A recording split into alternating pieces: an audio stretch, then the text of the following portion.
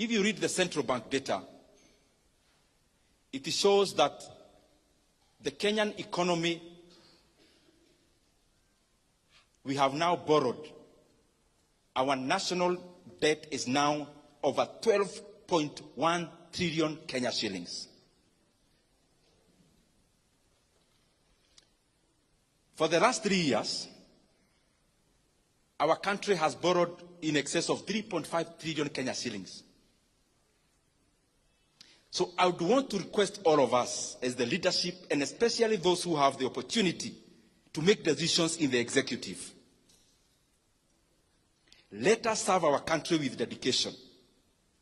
And let us not seek to give good narratives out there when the Kenyan economy is actually being teared down or torn down. We have borrowed over 3.5 trillion Kenya shillings in 3 years. President Kibaki borrowed 1.2 trillion in the entire 10 years he was president.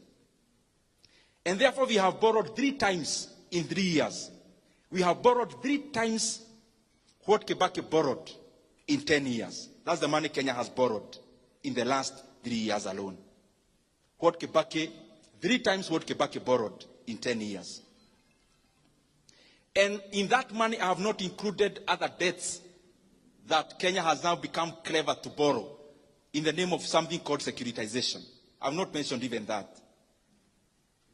It therefore means the economy of Kenya is borrowing 100 billion every month. And every single day, when the lights go off, every day, every single day, Kenya is borrowing 3.4 billion every day. That we are borrowing in a minute. You can do the calculations and see. In an hour, maybe we are borrowing around 137 every 1 hour. I'm saying this because we are now headed to the elections.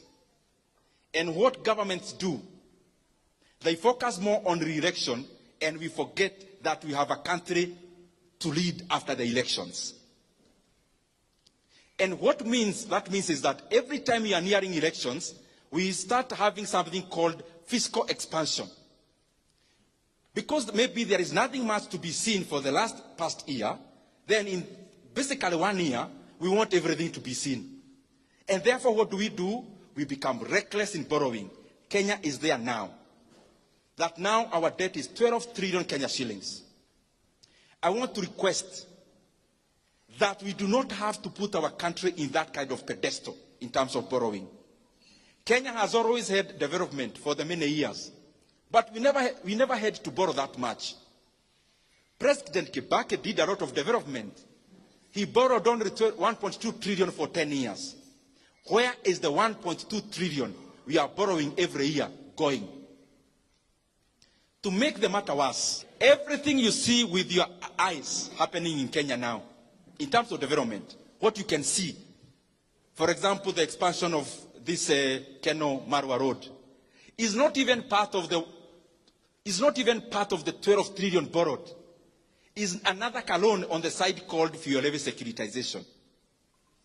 Everything else you see in Kenya in terms of development, like even the Talanta Stadium, is also not part of the 12 trillion debt. That is another debt, securitization of the sports fund, where we borrowed 46 billion and will be paying 100 billion in interest rate alone after 15 years. Even the expansion of Nairobi-Nakuru Road is also not part of the 12 trillion we have borrowed. That is NSSF money being used as a PPP to build that road. I request those who are in government, you have already borrowed 1.2 trillion every year. And even what we can see with our eyes is actually not part of that borrowing.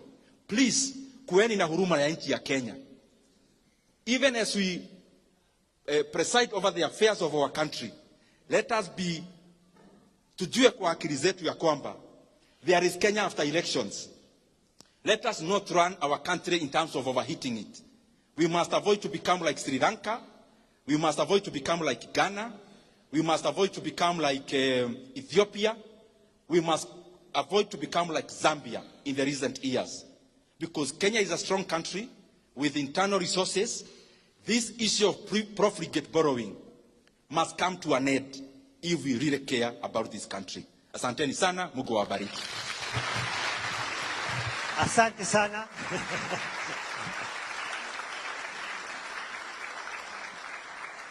I'll kindly request Bwana Mheshimiwa to come back. Did Nyoro come back on stage here? I would like to present you something.